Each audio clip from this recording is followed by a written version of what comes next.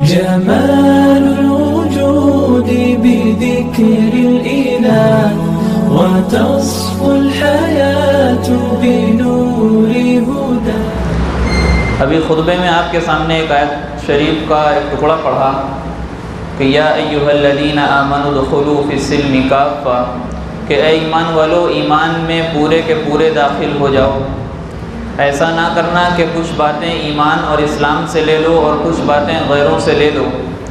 ایسا نہ کرنا کہ کچھ باتیں اور کچھ اعمال اپنے مذہب کے اختیار کر لو اور کچھ اعمال غیروں کے مذہب کے اختیار کر لو۔ تو یہ حرکت نہ کرنا یہ یقیناً شیطان کا ایک وسوسہ ہے۔ وَلَا تَتَّبِعُوا خُطُوَاتِ الشَّيْطَانِ، شیطان کے نقش قدم پر نہ چلنا، اس کی پیروی نہ کرنا، اس کی اطاعت نہ کرنا۔ محرم کا مہینہ ہے، پہلا مہینہ ہے، اللہ کی طرف سے انعامات کا مہینہ ہے، محترم مہینہ ہے، لیکن اس مہینے میں، محترم مہینے میں بہت سی خرافاتیں ہیں، بہت سی رسومات ہیں اور بہت سی بدعات ہیں جو ہو رہی ہیں۔ اور بدعات کے بارے میں اللہ کے نبی جناب محمد رسول اللہ صلی اللہ علیہ وسلم نے فرمایا کہ کل بدعت ضلالہ وکل ضلالۃ فی النار، کہ ہر بدعت گمراہی ہے اور گمراہی کا صرف ایک راستہ ہے، وہ جہنم کا راستہ ہے۔ اب اگر کسی کو گمراہی سے، جہنم سے بچنا ہے تو اس کو گمراہی کا راستہ چھوڑنا پڑے گا، اور جب اگر کسی کو گمراہی کا راستہ چھوڑنا ہے تو اس کو بدعات و خرافات سے بچنا پڑے گا۔ اور ہمارے سامنے دو ہی راستے اللہ نے مقرر کیے ہیں، یا تو ایک راستہ جنت جاتا ہے اور ایک راستہ جہنم جاتا ہے۔ اس کے علاوہ کوئی تیسرا راستہ نہیں، جس کو ہم جگاڑ والا راستہ کہتے ہیں۔ کوئی جگاڑو راستہ اسلام میں اور شریعت میں مقرر نہیں کیا گیا۔ فما ذا بعد الحق الا الضلال، حق کے بعد سوائے گمراہی کے اور کچھ نہیں ہے۔ یا تو حق قبول کیا جائے گا یا تو جو ہے گمراہی قبول کی جائے گی۔ حق قبول کرنے کا نتیجہ یہ ہوگا کہ جنت کا راستہ آسان ہے، اور گمراہی قبول کرنے کا نتیجہ یہ ہوگا کہ جہنم کا راستہ آسان ہے، کھلا ہوا ہے۔ تو ظاہر سی بات ہے کہ ہر کوئی چاہتا ہے کامیاب ہونا، ہر کوئی چاہتا ہے جنت میں جانا۔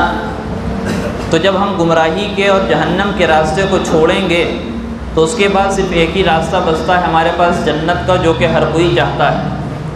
تو جنت میں راستہ، جنت کا جو راستہ ہے اس میں جانے کے لیے، اس پر چلنے کے لیے کیا چیز کی ضرورت ہے؟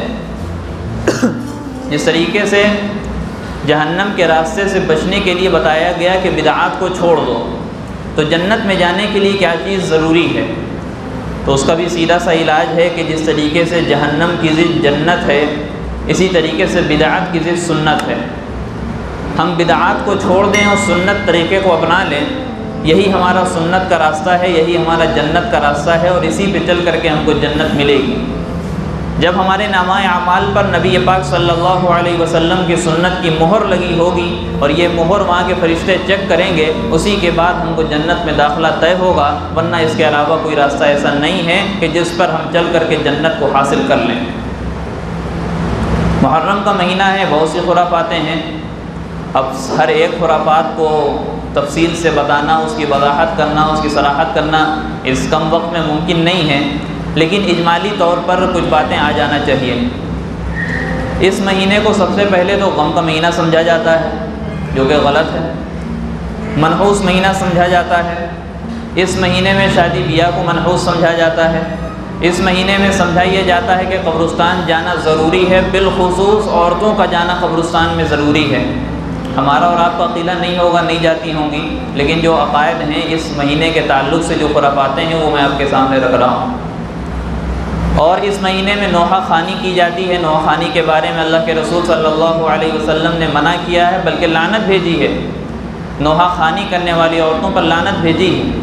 تو اس مہینے میں نوحہ خوانی بھی ہو رہی ہے۔ اور اسی طریقے سے صاحب اس مہینے میں تمام چیزیں ہیں، تعزیہ نکالنا اور اس کی پوجا کرنا، ناجائز منتیں ماننا، اور اس مہینے کو شیعوں کا مہینہ سمجھ لینا، شیعوں کا مہینہ سمجھ لینا، کہنا کہ یہ جو ہے مہینہ شیعوں کا مہینہ ہے، بالکل غلط۔ اس مہینے میں کالے کپڑے پہن لینا، معذرت کے ساتھ جو لوگ پہنے ہیں۔ اس مہینے میں کالے کپڑے پہننا۔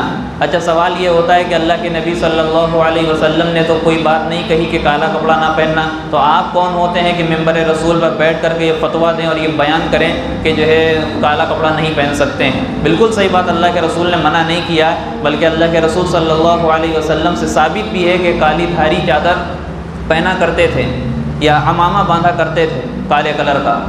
لیکن جب کوئی ایک خاص فرقے کے لوگ اس چیز کو اپنا لیں تو اس چیز کو چھوڑنا حق والوں کے لیے ضروری ہو جاتا ہے۔ من تشبہ بقوم فہو منہم، جو جس کی مشابہت اختیار کرے گا وہ انہی میں سے ہوگا۔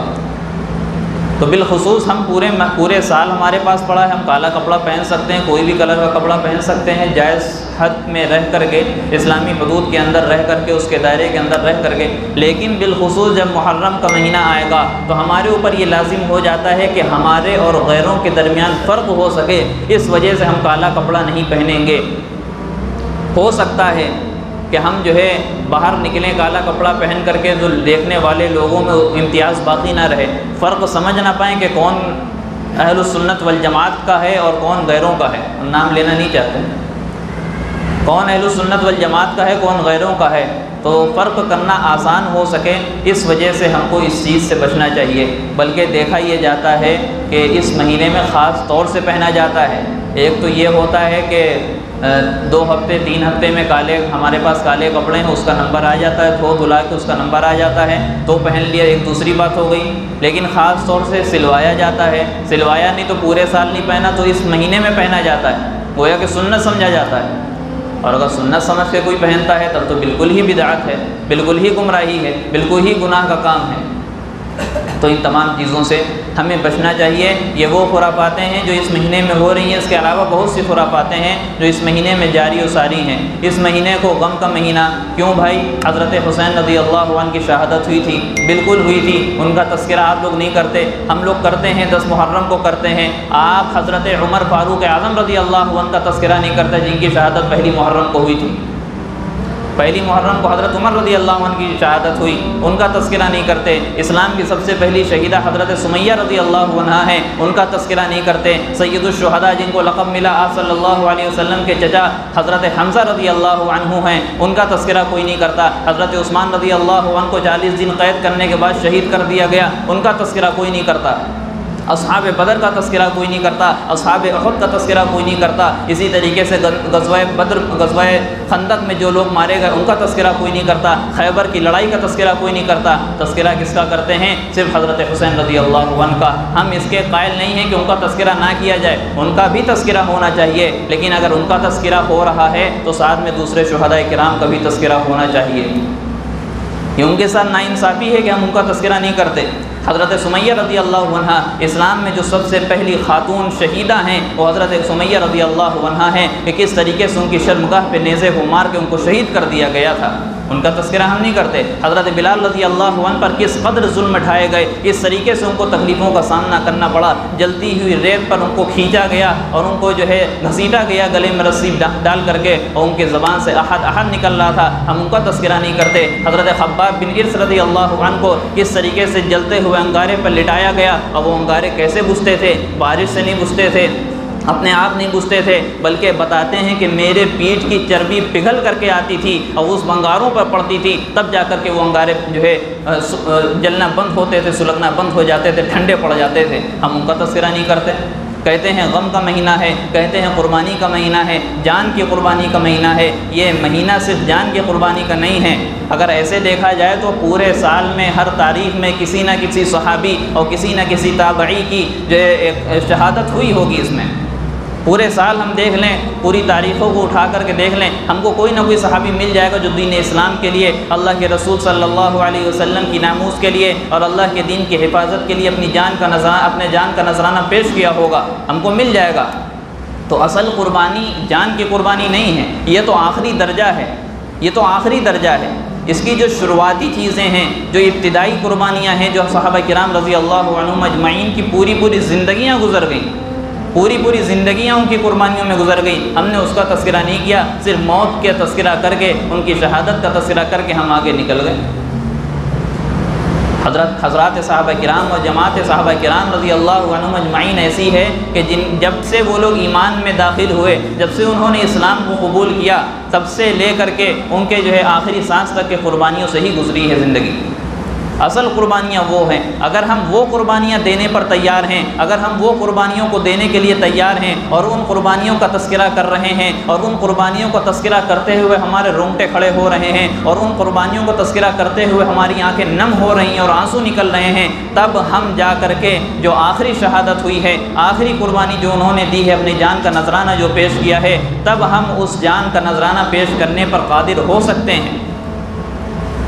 صحابہ کرام رضی اللہ عنہم اجمعین نے اپنی انا کو مارا ہے، اپنے ایگو جس کو کہتے ہیں، ایگو کو انہوں نے مارا ہے، اپنی رائے کو دبایا ہے، اپنے آپ کو دوسروں کے سامنے جھکایا ہے، اللہ کے رسول صلی اللہ علیہ وسلم کے ایک ایک حکم پر اپنی جانوں کا نذرانہ پیش کرنے کے لیے تیار رہتے تھے۔ ان کی محبت کا یہ عالم تھا کہ جب صحابہ کرام رضی اللہ عنہم اجمعین کے پاس حضرت مصطفیٰ صلی اللہ علیہ وسلم آتے تھے اور اگر کسی صحابی کی طرف دیکھتے نہیں تھے یا دیکھتے تھے تو نظر پھر لیتے تھے، تو ان کے اندر کپکپی طاری ہو جایا کرتی تھی، وہ پریشان ہو جایا کرتے تھے کہ کیا معاملہ ہو گیا۔ ایک صحابی رضی اللہ عنہ نے اب ایک گھر بنایا اپنا شاندار سا اس زمانے کے اعتبار سے، اور کچھ گھر یا تو لمبا ہو گیا بغل والے صحابی کے گھر کے مقابلے میں، اور یا تو پھر بتاتے ہیں کہ اس گھر کے اوپر ایک گنبد نما کوئی چیز بنا لی۔ اللہ کے رسول صلی اللہ علیہ وسلم وہاں سے گزرے اور دیکھا کہ ایک ایسا گھر بنا ہے جس کے اوپر گنبد جیسے کوئی ڈیزائن بنا ہوا ہے، جو ان کے ساتھ صحابہ کی ایک جماعت تھی، ان سے پوچھا یہ کس کا گھر ہے؟ تو بتایا گیا کہ فلاں صحابی کا ہے۔ کچھ نہیں کہا، آگے بڑھ گئے۔ دوسرے دن مجلس لگی، تمام صحابہ کرام آئے تو جن کا وہ مکان تھا وہ بھی تشریف لائے۔ وہ دیکھ رہے ہیں کہ اللہ کے رسول صلی اللہ علیہ وسلم ہم کو دیکھ نہیں رہے، اپنی نظر کرم میری طرف کر نہیں رہے، اور جب کر رہے ہیں تو پھیرے لے رہے ہیں، کیا معاملہ ہو گیا؟ دوسرے صحابہ سے پوچھا کوئی بات ہو گئی؟ تم لوگوں سے کوئی تذکرہ کیا انہوں نے؟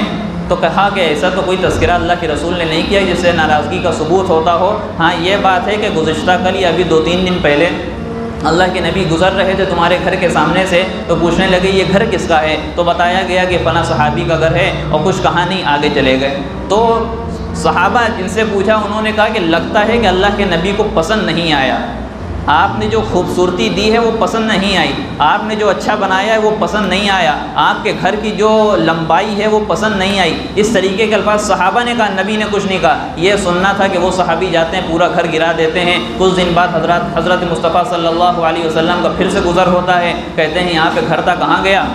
بتایا گیا کہ اللہ کے رسول صلی اللہ علیہ وسلم میں نے سنا تھا کہ آپ کو وہ گھر پسند نہیں آیا، میں نے گرا دیا۔ سنا تھا کہ آپ کو وہ گھر پسند نہیں آیا تو میں نے گرا دیا۔ اور آج کتنے وہ کام ہیں کہ ہم جانتے ہیں، سنا نہیں، ہم جانتے ہیں کہ اللہ کے نبی نے منع کیا ہے، اللہ نے منع کیا ہے، اللہ کے رسول اس کو منع کر چکے ہیں، حرام قرار دے چکے ہیں، یہ کام غیروں کا ہے، یہ کام اللہ کے رسول کا نہیں ہے، اور ہم بڑے دھڑلے سے کر رہے ہیں، اور ہمارے ماتھے پہ ایک شکن نہیں آتا، کوئی لرزہ طاری نہیں ہوتا، کوئی گھبراہٹ نہیں ہوتی، کوئی دل میں بے چینی پیدا نہیں ہوتی۔ ایسا کیوں ہے؟ تو یہ کیا قربانی نہیں تھی؟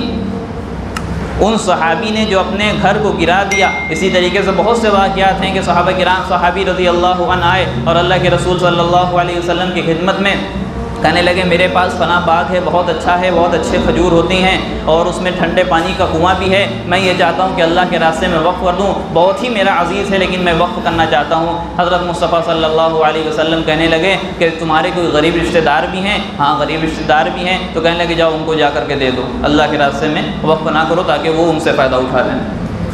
اب یہاں پہ بتائیے کہ کوئی اللہ کے راستے میں دینے کے لیے آیا ہو، آج تو مزاج یہ بنا ہوا ہے، کل بھی بات آئی تھی فلاں جگہ پڑوس کی مسجد میں جو جلسہ تھا کہ ایک صاحب نے سوچا کہ ہم مسجد میں مینار بنوائیں گے، ذمہ داروں سے ملے، متولی سے ملے کہ ہم مینار بنوانا چاہتے ہیں۔ تو ذمہ داروں نے کہا کہ مینار کی ابھی کوئی ضرورت ہے نہیں اس مسجد میں دوسری ضرورتیں ہیں، ریپیئرنگ کا کام ہے، پلاسٹر کا کام ہے، ٹائل کا کام ہے، دیگر کام ہے، وضو خانے کا کام ہے، وہ آپ کرا دیجئے اپنے۔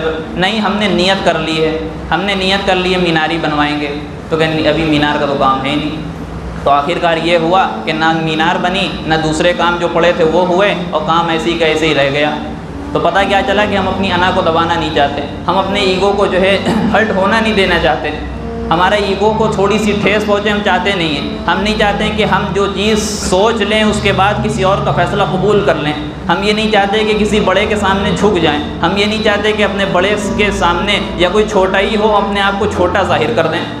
اگر یہ چیز امت میں آ جائے گی، حاجی امداد اللہ مہاجر مکی رحمۃ اللہ علیہ نے فرمایا تھا کہ جو ہے مسلمانوں میں اتحاد کی جو سب سے اچھی چیز ہے، جو ایک بنیادی چیز ہے، اگر مسلمان متحد ہونا چاہتے ہیں وہ یہ کہ ہر ایک مسلمان دوسرے مسلمان کو بڑا سمجھنا شروع کر دے اور اپنے آپ کو چھوٹا کر دے. اور اللہ کے رسول صلی اللہ علیہ وسلم کی حدیث بھی ہے، من تواضع للہ رفعہ اللہ، جو اللہ کے لیے تواضع اختیار کرتا ہے، جو اللہ کے لیے جھک جاتا ہے، جو اللہ کے لیے اپنے آپ کو کمتر ثابت کر دیتا ہے، جو اللہ کے لیے اپنے آپ کو چھوٹا دکھا دیتا ہے دوسرے کے سامنے اور اللہ کے اوپر اپنے معاملات کو چھوڑ دیتا ہے اور اللہ کے لیے دوسروں کو معاف کر دیتا ہے اور اللہ کے لیے اس کے ثواب اور اجر کو چھوڑ دیتا ہے اور آخرت میں ملنے والے اس کے اجر و ثواب کے امید میں رہتا ہے، تو اللہ تعالیٰ اس کو اٹھا دیتے ہیں، اس کو بلندی عطا فرما دیتے ہیں، اس کو اونچا مقام عطا فرما دیتے ہیں، کامیابی و کامرانی اس کے قدموں میں ڈال دیتے ہیں. یہ اللہ کے رسول صلی اللہ علیہ وسلم کی صاف حدیثیں ہیں.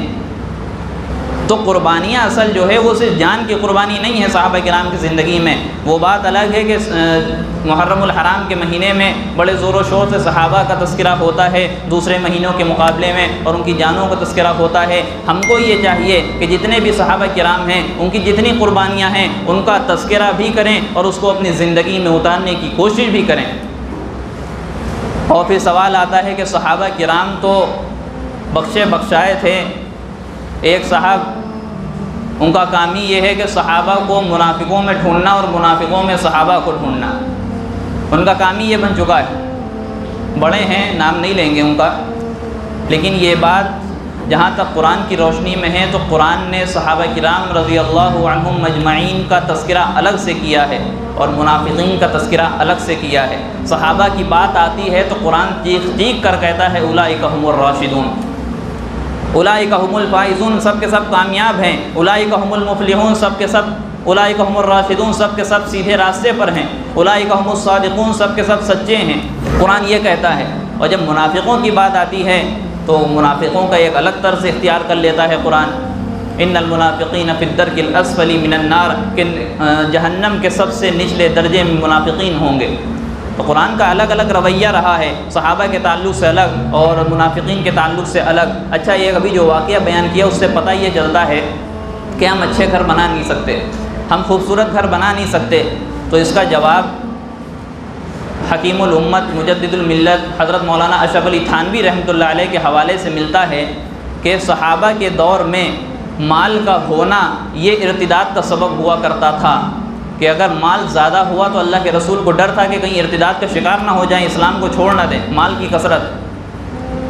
اور آج کے دور میں مال کا نہ ہونا ارتداد کا سبب بن سکتا ہے. اس وجہ سے آج کے دور میں ضرورت کے بقدر اپنے گھر کو خوبصورت بنا لینا، اپنے گھر کو جو ہے اچھا بنا لینا یہ جائز ہے اور بلکہ افضل کام ہے.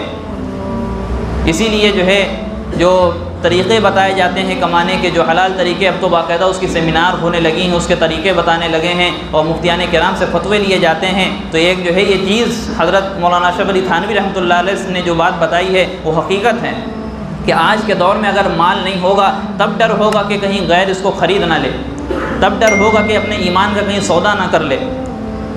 تو پتہ یہ چلا کہ صحابہ کرام کے دور میں مال کا ہونا ارتداد کا سبب بن سکتا تھا اور آج کے دور میں مال کا نہ ہونا ارتداد کا سبب بن سکتا تھا. لیکن اس کا مطلب ہرگز یہ بھی نہیں ہے کہ ہم صرف مال کمانے میں اتنا لگ جائیں، ہم صرف دنیا کمانے میں اتنا لگ جائیں کہ ہم اس دین کو چھوڑ دیں، ہم اسلام کو چھوڑ دیں، دینی جو ضروری فرائض ہیں ہم ان تمام چیزوں کو چھوڑ دیں، نماز کو ہم چھوڑ دیں، قرآن پاک کی تلاوت کو چھوڑ دیں اور غلط عقیدے کو اپنانے لگیں. عقیدے کی جہاں تک بات ہے محرم الحرام کے تعلق سے، اس کے اعمال کے تعلق سے یا جو بھی عقیدے ہیں اس کے تعلق سے، تو عقیدہ سمجھ لی اتنی بنیادی چیز ہے. اگر عقیدہ ہمارا صحیح نہیں ہے تو ہمارا کوئی بھی عمل قابل قبول نہیں.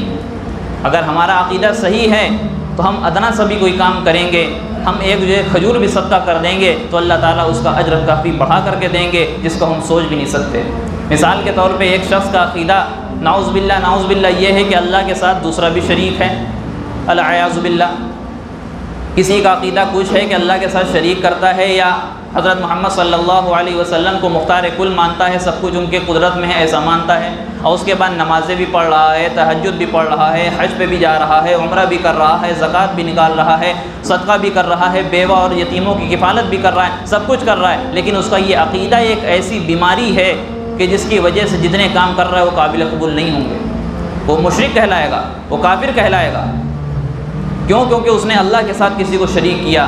تو یہ تو ایک بنیادی ہم نے مثال دی۔ اسی طریقے سے بہت سے اعمال ہیں، محرم کا مہینہ لے لیں اور اسی طریقے سے سفر کا مہینہ لے لیں، تو تمام مہینوں کے اعتبار سے یا تمام اعمال کے اعتبار سے صحابہ کرام رضی اللہ عنہم اجمعین کے تعلق سے جو ہمارا عقیدہ ہونا چاہیے، آج سب سے گمراہ اور سب سے بڑا المیہ اس کا ہمارا یہ ہے کہ ہم عقیدوں کو نہیں جانتے، ہمارا نوجوان عقیدوں کو نہیں جانتا ہے، ہمارا نوجوان عقیدوں کو نہیں جانتا ہے۔ تو ہم کو چاہیے کہ تمام عقائد جو چیزیں ہیں ہم کو وہ سمجھنے کی ضرورت ہے۔ ہم اس مہینے میں شادی نہیں کرتے، کیوں نہیں کرتے؟ حضرت حسین رضی اللہ عنہ کی شہادت ہوئی تھی، کسی نے نہیں کی، صحابہ کرام رضی اللہ عنہ مجمعین سے کہیں سے ثابت ہے، تابعین تبع تابعین نے کہیں کہا کہ نوحہ خوانی کرنا، ماتم کرنا، تعزیہ نکالنا یا کالے کپڑے پہننا یا شادی نہ کرنا یہ مہینہ منحوس ہے، یہ مہینہ غم کا مہینہ ہے۔ کسی نے کہا کوئی کتاب میں ثابت کر کے دکھا دے تابعین تبع تابعین یا بزرگان دین ائمہ مجتہدین سے، ایسا نہیں ملے گا۔ بلکہ حضرت علی رضی اللہ عنہ اور حضرت فاطمہ رضی اللہ عنہا کے جب نکاح کی بات آتی ہے تو اختلافی بات اگرچہ ہے، لیکن ایک قول ایک روایت یہ بھی ملتی ہے کہ دونوں حضرت علی اور حضرت فاطمہ رضی اللہ عنہما کا نکاح محرم الحرام کے مہینے میں ہوا تھا، ایک روایت کے مطابق، اور ایک اور روایت ملتی ہے اس کے حساب سے ربیع الاول کے مہینے میں ہوا تھا، اور ایک روایت اور ملتی ہے جس کے اعتبار سے اس سے جو جڑا ہوا سفر کا مہینہ اس کو بھی لوگ منحوس کا مہینہ سمجھتے ہیں، نحوست کا مہینہ سمجھتے ہیں۔ تو تیسری روایت کے مطابق سفر کے مہینے میں حضرت علی رضی اللہ عنہ کا نکاح ہوا تھا۔ تو یہ چیز تو ہمیں کھل کھل کر بتا رہی ہیں، صاف صاف کر کے بتا رہی ہیں کہ شادی اس میں کر سکتے ہیں، بلکہ یہ محترم مہینہ ہے جس دن اللہ نے اپنے حبیب جناب محمد رسول اللہ صلی اللہ علیہ وسلم کے سب سے چہیتے نواسے جس مہینے میں ان کو اپنے پاس بلایا ہے، شہادت کا مقام دیا ہے، جنت کے بالا خانے ان کو دکھائے ہیں، جنت کے مقام ان کو دکھائے ہیں، جنت میں ملنے والی حوریں ان کو دکھائی ہیں، تو اس دن تو ہمارے لیے محترم ہونا چاہیے تھا ہم کو جو ہے، اور ان کی شہادت کا تقاضا تو یہ تھا کہ ہم 10 دن کم سے کم 10 دن، اور یہ بھی نہیں ہو سکتا تو کم سے کم 10 محرم کو ہم کچھ پڑھ کر کے، ہم کچھ نوافل پڑھ کر کے، ہم کچھ قرآن پاک کی تلاوت کر کے، اپنی حیثیت کے مطابق کچھ صدقہ کر کے، اپنی حیثیت کے مطابق کسی غریب کی مدد کر کے ان تک کے اس کا ثواب پہنچا دیں۔ اصل تقاضا تو یہ تھا، لیکن ہم نے ان تمام چیزوں کو چھوڑ دیا، اور اللہ ہم سب کی حفاظت فرمائے، نمازوں کو بھی اس دن چھوڑ دیا، اور اس دن جو روزہ رکھنا مستحب کہا گیا اس کو بھی ہم نے چھوڑ دیا، اور ماتم میں لگ گئے، ڈھول تاشے میں لگ گئے، اور نہ جانے کن کن خرافاتوں میں لگ گئے۔ تو اللہ ہم سب کی حفاظت فرمائے۔ باتیں بہت ہیں، انشاءاللہ 9 اور 10 محرم کے تعلق سے جو باتیں آئیں گی، پرسوں اتوار کے دن مغرب بعد انشاءاللہ بات ہوگی، اس میں تمام لوگ آنے کی کوشش کریں۔ اور ایک دوسری چیز یہ کہ 1 محرم سے 15 محرم تک شوکت علی خاتے میں حضرت مولانا عبدالعلیم صاحب فاروقی دامت برکاتہم کی زیر نگرانی، زیر صدارت جو جلسے ہوتے ہیں اس میں پہنچنے کی کوشش کریں۔ اس میں زیادہ ٹائم نہیں لیا جاتا، 1 سے 1.5 گھنٹے کا ان کی ٹائمنگ ہوتی ہے، اور الحمدللہ ٹائم کے بڑے پابند مولانا ہیں، اور ٹائم کے اندر ہی وہ جلسہ ختم کر دیتے ہیں۔ بہت سی ایسی چیزیں ہیں جو ہم روزانہ غلطیاں کرتے ہیں، لیکن وہاں جا کر پتہ چلتا ہے کہ یہ غلطی ہے، ہم اس کو صحیح سمجھ کر رہے ہوتے ہیں، تو وہاں پہنچنے کی فکر کریں، وہاں پہنچنے کی فکر کریں۔ ویڈیو اگر اچھی لگی ہو تو لائک کریں، شیئر کریں، اور چینل کو سبسکرائب کرنا نہ بھولیں، اور ساتھ ہی ساتھ بیل آئیکن کو پریس کریں تاکہ نئی ویڈیو کی نوٹیفیکیشن آپ کو ملتی رہے۔